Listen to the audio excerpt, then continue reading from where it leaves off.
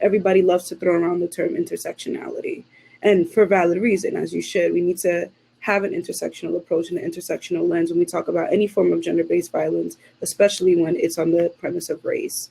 But what I want people to understand is that many of our current, what I call the injustice systems, they don't have that intersectional lens. And if you don't understand the intersectionality between race, between capitalism, between patriarchy and misogyny, specifically when it comes to sexual violence, you're not going to understand why our system isn't working. And for many people, hearing even just earlier your statistic on the rate that Black girls are incarcerated, for many, that's a shock.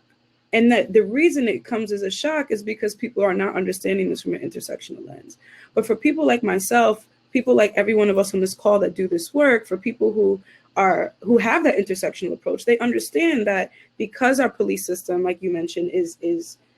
built on and is based on chattel slavery, because our criminal justice system is still predominantly white male judges that are still usually prosecuting Black, brown, and indigenous folks, because we have these historical racial oppressions sitting in the crux of all of our justice system,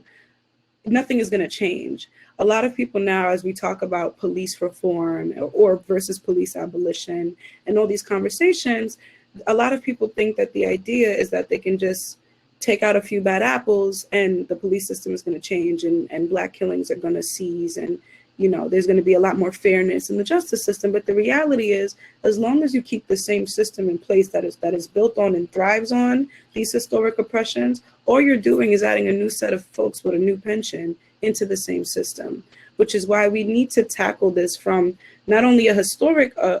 lens, but from a historic intersectional lens. And if we recognize and we educate ourselves and do more awareness around the different oppressions separately, then you can see how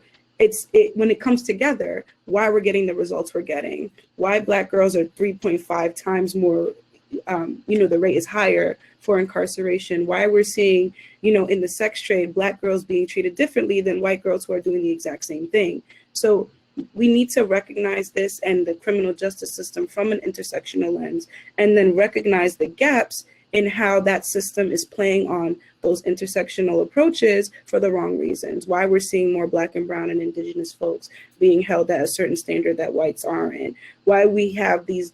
racist police officers and racist judges that are holding these positions of power, and why we're not able to overthrow or overturn that, and why we're not in the positions of those authorities.